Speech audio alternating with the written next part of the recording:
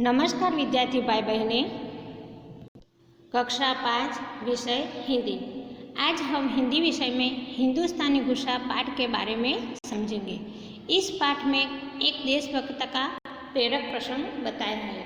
वो देशभक्त कौन था, यह प्रसंग सुन के बाद ही अपने आप जान जाएंगे। तो चलिए मित्रों, मैं आज आपको ये प्रेरक प्रसंग बतलाती हूँ और आपको ये प्रसंग भी ध्यान से सुनना है। यह बात तब की है जब अपने देश में अंग्रेजों का राज चलता था। उड़ीसा के कटक में एक कॉलेज थी। इस कॉलेज में हिंदुस्तानी और अंग्रेज लड़के साथ साथ पढ़ते थे। अंग्रेज लड़के हिंदुस्तानी लड़कों को तंग किया करते थे और काला आदमी कहकर चिढ़ाते भी थे। एक दिन की बात है, एक दिन अंग्रेज लड़के ने एक हिंदुस्तानी लड़के को अपने पास बुलाया। हिंदुस्तानी लड़का सहज भाव से उसके पास तो चला गया। अंग्रेज लड़के ने बात करने के बजाय उसके गाल पर एक जोर सा चाटा मार दिया। साथ ही साथ कहा, यह है अंग्रेजी चाटा, इसे भूलना मत। वो कहकर तो वो चलने लगा। तभी क्या हुआ मालूम है? तभी अंग्रेज लड़के के पीठ पर एक जोर सा गुस्सा पड़ा। साथ ही साथ आवाज़ आई, यह है हिंदुस्तानी भाषा, इसे भूलना मत। अंग्रेज लड़के तो जोर से घबरा गया और उसने पीछे मुड़कर देखा तो सहम गया। उन्होंने वहाँ से चुपचाप खिसकने में ही अपनी भलाई समझी और वह लड़का अपनी पीठ सहलाना भी भूल गया। जानते हो बच्चों, अंग्रेज लड़के को पीठ पर घूंसा मारने वाला बहादुर लड़का कौन था? वह था सुभाष चंद्र बोस। सुभाष चंद्र बोस आगे चलकर नेताजी के नाम से प्रसिद्ध हुए। उन्होंने अंग्रेजों की नाक में दम कर दिया था। उन्होंने आज़ाद हिंद फौज की रचना भी की। ये फौज देश के आज़ादी के लिए कार्य करती थी। भारत को आज़ाद कराने में सुभाष चंद्र बोस की सेवाओं को हम भुलाया नहीं जा सकता। उन्होंने हमें नारा दिया, तुम मुझे खून दो, मैं तुम्हें आज़ादी दूंगा। तो हम अपने सुभाष चंद्र बोस युवा काल से और बाल्यकाल से भी इतने निडर और बहादुर थे। वो कोई भी अंग्रेजों की बात को सहन कर सकते नहीं थे। विद्यार्थी मित्र, उसके नीचे मैंने इस पाठ में से कुछ प्रश्नों और उत्तर लिखे हैं। समानार्थी शब्द, विलोम शब्द भी लिखे हैं। उसके साथ मैंने मुहावरे का अर्थ और कहावतें भी लिखी है। तो आप इसे ध्यान से पढ़ना और लिखना। बच्चे, इसमें मैंने एक निबंध दिया है सुभाष चंद्र बोस। इसके बारे में भी आपको लिखना है। अब हम व्याकरण में संज्ञा के बारे में समझेंगे। संज्ञा किसी व्यक्ति, वस्तु, स्थान, गुण और भाव के नाम को संज्ञा कहते हैं।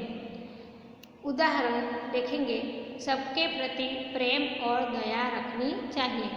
बगीचे में बड़ी भीड़ है। घड़े में पानी कम था। कुत्ता, बिल्ली और खरगोश मित्र थे। दिए गए वाक्यों में जो रेखांकित शब्द है उसे संज्ञाएं कहते हैं। संज्ञा के प्रकार।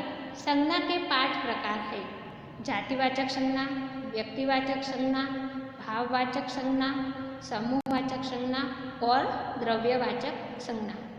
सभी के बारे में हम समझेंगे। 1. जातिवाचक संज्ञा। यह संज्ञा किसी व्यक्ति, प्राणी, वस्तु या स्थान को सूचित नहीं करती। यह अपनी पूरी जाति को सूचित करती है, इसलिए उसे जातिवाचक संज्ञा कहते हैं। उदाहरण देखेंगे। 1. गांव के पास एक संत रहते थे। 2. हिंदू मंदिर में जाते हैं। 3. पारसी अग्यारी में जाकर अग्नि की पूजा करते हैं। दूसरा है व्यक्तिवाचक संज्ञा। यह संज्ञा किसी खास व्यक्ति, प्राणी या स्थान को सूचित करती है, इसलिए उसे व्यक्तिवाचक संज्ञा कहते हैं। उदाहरण देखेंगे। चेतक अनोखा घोड़ा है। मनु बहादुर लड़की थी। विवेकानंद जी एक महान व्यक्ति थे। तो ये सब हम व्यक्ति को दिखाते हैं, इसलिए उसको व्यक्तिवाचक संज्ञाएं कहते हैं। तीसरी संज्ञा है भाववाचक संज्ञा। यह संज्ञा मन के भावों, विचारों, इच्छाओं आदि को सूचित करती है। गुण, स्थिति या अवस्था को सूचित करने वाले शब्द भी भाववाचक संज्ञा है। उदाहरण देखेंगे। गीता छोटे भाई को प्यार करती है। मुझे दया आई। हमें ज़्यादा क्रोध नहीं करना चाहिए। यहाँ हमको भाव दिखा गया है, जैसा प्यार, दया, क्रोध, तो उसको भाववाचक संज्ञा कहते हैं। हमारे मन में जो भाव होता है, सुख दुख है, पछी दया आती है, क्रोध होता है, गुस्सा होता है, तो वो क्या होते हैं? वो भाववाचक संज्ञा होती है। आगे देखेंगे समूहवाचक संज्ञा। इस संज्ञा में भीड़, टीम और गुस्सा ऐसा शब्द होता है, उसे समूहवाचक संज्ञा कहते हैं। उदाहरण देखेंगे। हमारा दल प्रतियोगिता में जीत गया। यह हमारे घर की चाबियों का गुच्छा है। बाजार में बड़ी भीड़ रहती है। तो समूहवाचक यानी सारी व्यक्ति जो इकट्ठे होते हैं, सारी चीज़ें होती है, उसको समूहवाचक शब्द कहते हैं। आगे देखेंगे द्रव्यवाचक संज्ञा। इस संज्ञा हमेशा खाने पीने की वस्तुओं और धातुओं आदि के नाम सूचित करते हैं। उदाहरण तरीके, यह स्वच्छ पानी है। रुई और ऊन से कपड़े बनाते हैं। गेहूँ और चावल उत्तम अन्न है। सोना चांदी कीमती धातुएं है। इसमें हमने देखा कि पानी, रुई, ऊन, गेहूँ, चावल, सोना, चांदी सब हमारे द्रव्य के रूप में दिखाई देते हैं, इसलिए उसको द्रव्यवाचक संज्ञा कहते हैं।